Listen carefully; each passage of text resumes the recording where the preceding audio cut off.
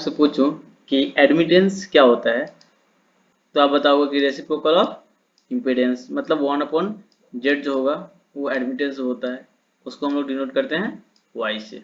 Unit क्या होता है इसका? यूनिट आप या तो उल्टा करके ओम लिखो या आप महो लिख सकते हो, MHO। ठीक है, ओम का उल्टा होता है OHM का उल्टा होता है MHO, mho. V I Y का जो रिलेशन होता है वो कैसा होता है? जैसे v इज इक्वल टू जो होता है i इंटू जेड होता है, बट जो y का जो रिलेशन होगा ये 1/z हो जाएगा। तो आप ऐसे लिख सकते हो v/z, जो i होगा। तो i मेरा क्या है, क्या i का जो रिलेशन होगा i इज इक्वल टू जो होगा v/z। अब 1/z को क्या लिख सकते हैं, y, और फिर आ गया मेरा y इंटू वी। तो यहाँ से हमको रिलेशन आ गया, i जो होगा क्या होगा, y और v में इस तरह से रिलेटेड रहेगा कि टू पोर्ट नेटवर्क में जो पैरामीटर्स होंगे वो 2 होता है, मतलब 4 पैरामीटर्स होगा। सिमिलरली 3 पोर्ट नेटवर्क है तो 3 में क्या हो जाएगा, 3 का स्क्वायर हो जाएगा, मतलब 9 पैरामीटर्स होंगे। ठीक है, ये मैट्रिक्स बनता है, एक स्क्वायर मैट्रिक्स बनता है। तो अगर हम पैरामीटर्स की बात करें टू पोर्ट नेटवर्क में तो कितना होगा, 4 पैरामीटर्स होगा। और पैरामीटर्स जो होगा एक मैट्रिक्स फॉर्म में किस तरह से रिलेटेड होगा, आई जो होगा matrix of I equal to Y का मैट्रिक्स इंटू वी का मैट्रिक्स। इसको हम लोग क्या बोलते हैं, y को y पैरामीटर्स, या ऐसे भी बोल सकते हैं कि एडमिटेंस पैरामीटर। इसको शॉर्ट सर्किट पैरामीटर्स भी बोलते हैं। शॉर्ट सर्किट क्यों बोलते हैं, कि जिसमें अगर शॉर्ट सर्किट पैरामीटर इसलिए बोलते हैं कि जो पैरामीटर्स निकालते हैं ना, पैरामीटर्स फाइंड करते हैं, वो टर्मिनल को शॉर्ट कट करके करते हैं। वो टर्मिनल को शॉर्ट करके करते हैं। जैसे फर्स्ट बार में अगर ये सेकंड टर्मिनल को शॉर्ट किया तो सेकंड बार में फर्स्ट वाले टर्मिनल को शॉर्ट करेंगे, और वैसे शॉर्ट करने के बाद हम लोग उसका एडमिटेंस पैरामीटर निकालते हैं, इसलिए हम लोग शॉर्ट सर्किट पैरामीटर बोलते हैं इसको। ठीक है, तो यहाँ पे हमारा आई जो होगा, आई का करंट का मैट्रिक्स होगा, वाई जो होगा वो एडमिटेंस का मैट्रिक्स होगा, एंड जो वी जो होगा वो वोल्टेज का मैट्रिक्स होगा। यहाँ पे V1 एंड V2 दोनों साइड से टर्मिनल का वोल्टेज है, एंड इनपुट करंट इधर से I1 है फर्स्ट टर्मिनल से, एंड सेकंड टर्मिनल से I2 करंट इनपुट है। ठीक है, I2 एंड I1 का डायरेक्शन दिया हुआ है। अगर इसको हम लोग इक्वेशन फॉर्म में लिखे तो क्या लिखेंगे, I1 is equal to multiplication of ये वाला इंटू ये वाला, y11 into V1 plus y12 ये वाला y12 इंटू V2। ये मेरा इक्वेशन फर्स्ट हो गया। अगर I2 को लिखे तो क्या लिखेंगे, I2 इज इक्वल टू ये वाला मल्टीप्लाई होगा किससे, ये वाले से, y21 into V1 plus y22 into V2। तो ये मेरा इक्वेशन बन गया। अगर ये इस इक्वेशन को अगर हम सर्किट बनाए इस इक्वेशन से, तो मेरा सर्किट कैसा बनेगा, जिसको हम लोग बोलते हैं कि इक्विवेलेंट सर्किट है y पैरामीटर का। तो ये वाला सर्किट को हम लोग y पैरामीटर का इक्विवेलेंट सर्किट भी बोलते हैं। अब आप पूछोगे कि सर ये बनाया कैसे, तो देखो ये V है तो इससे कितना करंट जाएगा, V1 इंटू वाई, अभी करंट में रिलेशन बताया है जो होगा V एंड Y से मल्टीप्लाई में होगा। तो इससे जो करंट हो जाएगा V1 इंटू वाई, तो ये इधर से जो करंट जा रहा हो V1 इंटू वाई, तो I1 जो होगा किसके ये वाला करंट प्लस ये वाला करंट इक्वल होगा, और इधर से कोई करंट जा रहा है तो इधर वाला करंट तो क्या होगा, I1 is equal to Y11 into V1 हो गया। ठीक है, अब इधर का करंट जो जाना चाहिए वो कितना करंट जाना चाहिए, Y12 इंटू V2 करंट जाना चाहिए। अब ये देखो V2 तो इधर है नहीं, तो हमको क्या करना पड़ेगा, डिपेंडेंट सोर्स ही लगाना पड़ेगा। ठीक है, तो इसलिए मैं यहाँ पे डिपेंडेंट सोर्स लगा रखा हूँ कि ये वाला करंट जा रहा है Y11, एंड इधर से जो करंट जा रहा है Y12 इंटू V2 जाएगा। तो अभी देखो ये सर्किट, ये जो V1 का I1 का इक्वेशन लिखा हुआ है, यहाँ से KCL लगाओगे तो आ जाएगा ये वाला करंट प्लस ये वाला करंट। ये वाला करंट कितना है, Y11 इंटू V1, एंड जो इधर से करंट जा रहा है वो डिपेंडेंट करंट है, वो Y12 इंटू V2 होगा ऑलवेज। ठीक है, सिमिलरली अगर इधर से देखोगे तो I2 जो होगा क्या होगा, ये वाला करंट जो इधर से Y22 से जा रहा है, तो ये वाला कितना Y22 से करंट कितना जा रहा होगा, Y22 इंटू V2 प्लस ये वाला करंट, ये करंट कितना होगा, ये इतना होना चाहिए, Y22 इंटू V2 होना चाहिए। ठीक है, ये वाला करंट कितना होना चाहिए, Y21 इंटू V1 होना चाहिए। तो ये करंट मैं यहाँ पे लिखा हूँ, क्योंकि यहाँ पे V1 है नहीं, इधर तो V2 है, तो इसको डिपेंडेंट सोर्स ही लेना पड़ेगा हमको, करंट सोर्स। तो ये डिपेंडेंट करंट सोर्स है मेरा Y21 इंटू V1। इससे आपको डिपेंडेंट करंट सोर्स का भी मतलब समझ में आ रहा होगा कि कैसे हो रहा है। ठीक है, तो ये मेरा इक्विवेलेंट सर्किट होगा। कई बार हम लोग क्वेश्चन में पूछ दिया जाता है कि आप इक्विवेलेंट सर्किट भी बना कर दिखाओ, तो जो करंट होगा उस करंट से आप आसानी से ये इक्विवेलेंट सर्किट बना लोगे। ठीक है, ये याद रखो, जो वैल्यू आपका पैरामीटर्स आएगा उसको जहाँ जो पैरामीटर्स का वैल्यू आया वो आप यहाँ पे रखोगे तो आपका इक्विवेलेंट सर्किट आ जाएगा। ठीक है, तो बस ये आपको समझ में आ जाना चाहिए कि हमने ये सर्किट बनाया कैसे। जो करंट होगा I1 केसीएल लगाओ तो हमको ये वाला जो करंट होगा Y11 इंटू V1 होगा जो ये लिखा हुआ है, और ये जो करंट होना चाहिए वो Y12 इंटू V2, क्योंकि V2 इधर नहीं है तो मेरे डिपेंडेंट सोर्स लेना पड़ेगा, वो Y12 इंटू V2 है। सिमिलरली इधर भी वैसा ही है, I2 जो होगा ये वाला करंट जो Y22 इंटू V2 होगा तो ये मेरा निकल गया, एंड ये जो करंट होगा वो कितना होना चाहिए Y21 इंटू V1 होना चाहिए, क्योंकि V1 इधर है नहीं इसलिए मुझे डिपेंडेंट सोर्स का करंट सोर्स लेना पड़ेगा, वो है Y21 इंटू V1। ठीक है, ये सब हम लोग सर्किट रिप्रेजेंटेशन बोलते हैं शॉर्ट पर सर्किट पैरामीटर्स या Y पैरामीटर्स का। ठीक है, तो ये आप याद रखिएगा इस वाला सर्किट को कैसे हम लोग लिखते हैं, या अगर समझ गए तो आप लिख सकते हो, आराम से याद रखने की जरूरत नहीं है। अब हम लोग फाइंड करने के लिए प्रोसेस आगे बढ़ते हैं। अगर मान लो हमने क्या किया, यहाँ पे शॉर्ट किया, केस 1 में कौन सा टर्मिनल पोर्ट 2 को शॉर्ट कर दिया, ये वाला पोर्ट 2 को शॉर्ट किया, इसका मतलब क्या हुआ V2 जीरो हो गया। अब ये शॉर्ट सर्किट हो गया तो वोल्टेज तो इसके अक्रॉस कुछ भी नहीं होगा, ये वोल्टेज ड्रॉप जीरो हो गया, तो V2 मेरा जीरो हो गया। V2 जीरो होने से क्या हुआ, ये वाले इक्वेशन में देखते हैं, अगर ये V2 जीरो हो गया तो क्या बचा, I1 जो होगा Y1 इंटू V1 बचा। देखो I1 जो होगा वो Y1 इंटू V1 बचा, तो यहाँ से Y11 आ गया मेरा I1 अपन V1। ठीक है, तो इम्प्लाई क्या यहाँ होता कि V2 यहाँ पे मेरा जीरो था, बस ये इम्प्लाई उसका कंडीशन था, तभी हम निकाल पाए। ठीक है, अब दूसरी है ये, अगर V2 जीरो हुआ है तो I2 क्या होगा, I2 equal to Y21 into V1 होगा, तो Y2 यहाँ पे I2 जो होगा Y21 इंटू V1 हो गया, यहाँ से Y21 मेरा आ गया I2 अपन V1, जहाँ पे V2 फिर से यहाँ पे कंडीशन जीरो है, V2 equal to zero. Case 2 में हम लोग क्या कर रहे हैं, शॉर्ट कर रहे हैं किसको, इनपुट पोर्ट को, ये वाला फर्स्ट पोर्ट को शॉर्ट कर रहे हैं, तो फर्स्ट पोर्ट को अगर शॉर्ट करेंगे तो क्या होगा, V1 इक्वल टू जीरो हो जाएगा। तो अगर V1 जीरो हो गया है तो अब जो इक्वेशन था मेरा इक्वेशन 1 वो क्या हो जाएगा, I1 equal to Y12 into V2, तो मेरा जो इक्वेशन बना I1 equal to Y12 into V2, फिर वहां से Y12 निकल गया मेरा कितना I1 अपन V2, इंप्लाई क्या था V1 इक्वल टू जीरो। फिर सेकेंड इक्वेशन में आ जाएगा I2 equal to Y22 into V2, यहाँ से आपको Y22 आ गया I2 अपन V2, इंप्लाई क्या है V1 इक्वल टू जीरो। तो यहाँ पे हमने चारों पैरामीटर जो है Y11, Y12, Y22 and Y21, ये चारों पैरामीटर्स हम लोग निकाल रखे हैं। याद करने का तरीका क्या है कि आप चारों पैरामीटर से कैसे निकालो, कैसे याद रखोगे, ये देखो Y क्या होता है, Y जो होता है करंट अपन वोल्टेज होता है। ठीक है, तो Y11 निकाल रहे, इसका मतलब 1 करंट होगा एंड वोल्टेज भी 1 होगा। ठीक है, अगर Y12 निकाल रहे हैं या Y12 निकाल रहा हूं ना, तो I1 करंट होगा, वोल्टेज क्या होगा V2। अगर मैं निकाल रहा हूं Y21 तो क्या होगा, I जो होगा वो 2 हो जाएगा एंड V जो होगा वो 1 होगा, एंड अगर Y22 निकाल रहा हूं तो क्या होगा,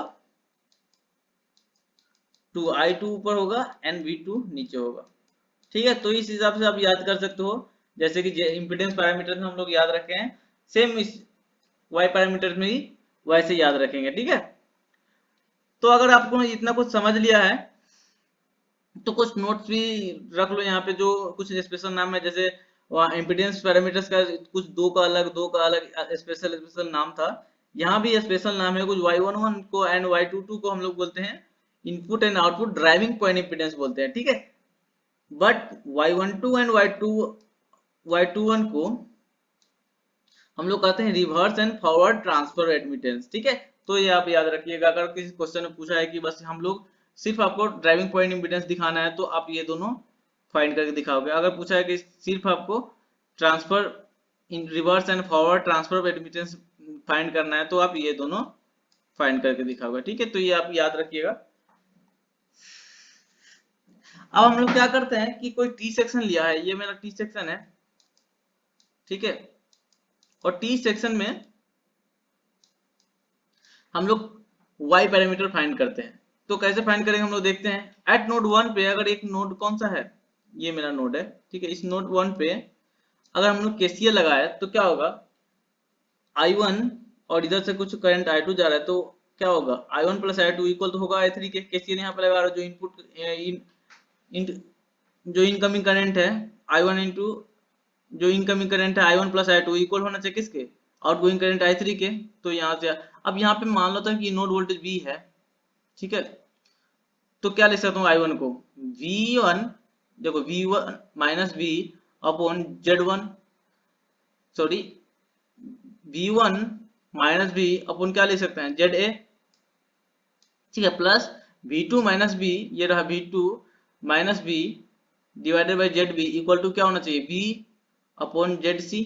अगर मैं इसको ZC बोल रहा हूँ, ये मेरा ZC है, ठीक है, और ये मेरा ZA है, ये मेरा ZB है, तो 1 अपन ZA क्या होना चाहिए, 1 अपन ZA होगा YA, क्योंकि एडमिटेंस इनवर्स ऑफ होता है Z का, एंड 1 अपन ZB जो होगा वो YB होगा, 1 अपन ZC जो होगा YC होगा, ठीक है। अब यहाँ पे लिख सकते हैं 1 अपन ZA को हम लोग क्या लिख सकते हैं YA, प्लस फिर वहां पे 1 अपन ZB को YB लिख सकता हूँ, और यहाँ पे 1 अपन ZC को YC भी लिख सकते हैं, ठीक है।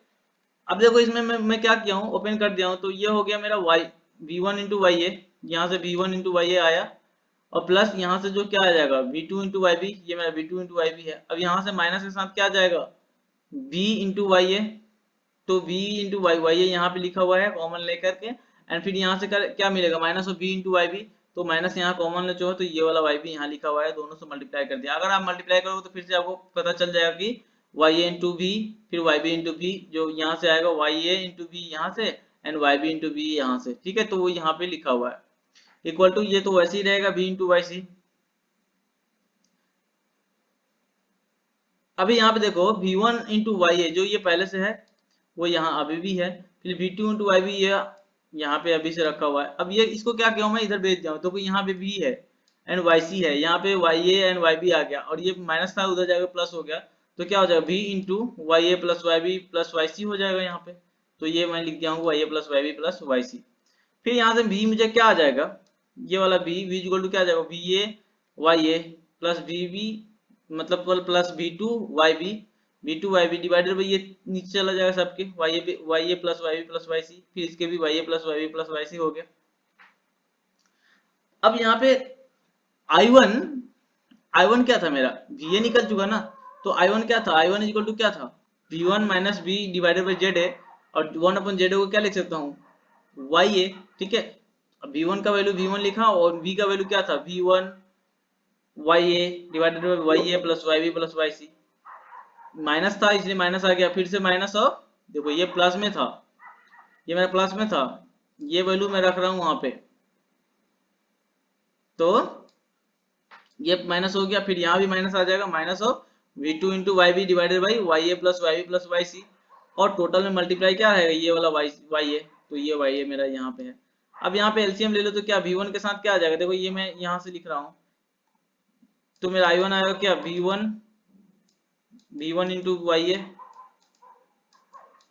Plus V1 into YB plus V1 into YC and minus V1 into YA,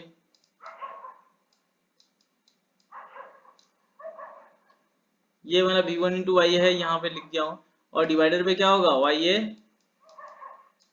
plus YB plus YC, ठीक है, माइनस ये तो एज इट इज रहेगा, ये एज इट इज रहेगा, और YA इधर मल्टीप्लाई में आ जाएगा, एज इट इज होगा, ये कितना होगा V2 YB upon YA plus YB plus YC, ठीक है। अब देखो यहाँ पे VA इंटू YA ये कैंसिल हो जाएगा, VA इंटू YA से क्या बचेगा V1 into YB plus YC, ये लिखा हुआ है YB प्लस YC, और ये YA जो है दोनों में मल्टीप्लाई हो गया, तो यहाँ पे YA आ गया है, और एक वहां भी YA आ चुका है, ठीक है, एंड ये YB पहले से था, एंड ये V2 जो ये वाला V2 है। फिर अगर मैं इससे कंपेयर करूँ ये वाला इक्वेशन को, ये जो मेरा स्टैंडर्ड इक्वेशन था I1 equal to Y11 V1 plus Y12 V2 से, तो अगर इन दोनों से कंपेयर करेंगे तो क्या आएगा,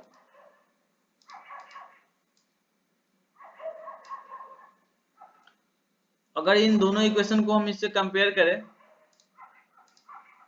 तो क्या आ जाएगा Y11 जो होगा Y11 किसके इक्वल होगा YA into YB plus YC divided by YA plus YB plus YC के इक्वल होना चाहिए, ठीक है। तो I1 जो इसको इक्वल होगा वो YA into YB plus YC की YC divided by YA plus YB plus YC के इक्वल होगा। तो ये मेरा वहां से Y11 आ गया। ठीक है, अगर Y12 निकालना होता तो यहाँ पे हम लोग कंपेयर कर रहे हैं Y12 कितना होगा, माइनस ऑफ, देखो माइनस आ गया तो माइनस भी कॉमन लेना पड़ेगा, minus of YA into YB divided by YA plus YB plus YC, ये मेरा Y12 आ गया। ठीक है, तो यहाँ तक किसी को कोई प्रॉब्लम नहीं होना चाहिए।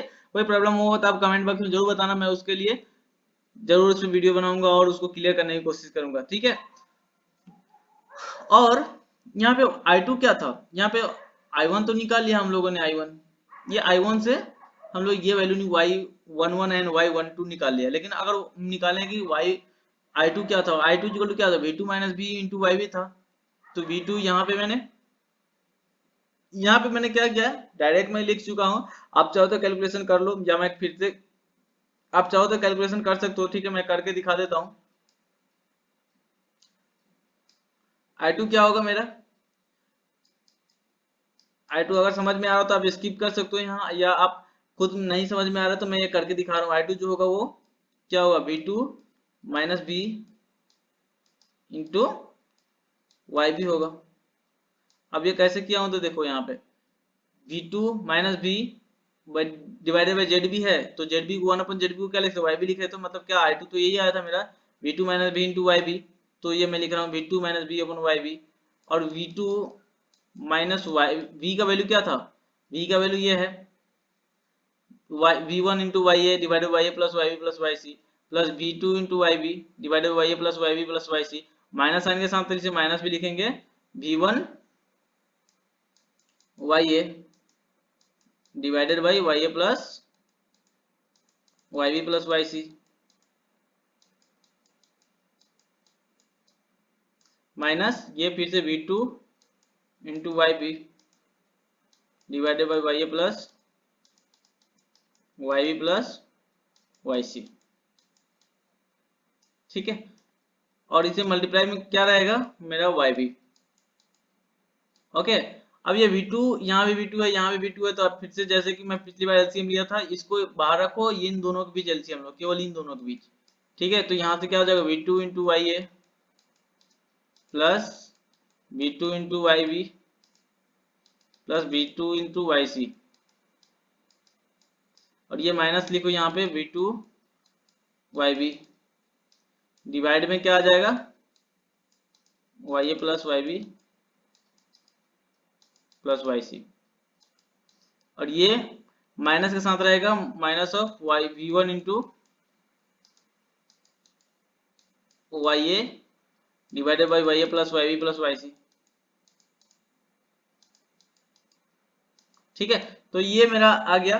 अब ये देखो यहाँ पे YA है, V2 इंटू YB है, यहाँ भी V2 इंटू YB है माइनस के साथ, तो ये दोनों कैंसिल हो जाएगा, और यहाँ से V2 कॉमन ले लेंगे तो क्या आ जाएगा, V2 into YA plus YC। तो वही चीज मैं लिखा हूँ यहाँ पे, V2 कॉमन लिया हूँ तो YA प्लस YC, एंड ये वाला YB यहाँ पे मल्टीप्लाई हो गया है, और नीचे जो YA plus YB plus YC रहेगा।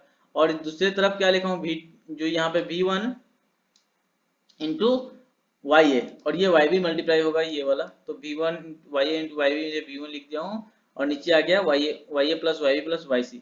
अब देखो कंपेयर करते हैं इससे, हमने पहले स्टैंडर्ड इक्वेशन लिखा था तो ये वाला पहले लिखा था, ये वाला बाद में, तो उससे कोई फर्क नहीं पड़ता, क्योंकि मैं V2 यहाँ पे पहले लिखा हूँ तो ये वाला ऐसे कंपेयर कर रहा हूँ। तो मेरा Y22 क्या होगा, YB into YA plus YC, तो Y22 जो है मेरा क्या होगा, YB into YA plus YC divided by YA plus YB plus YC, and Y21 क्या होगा,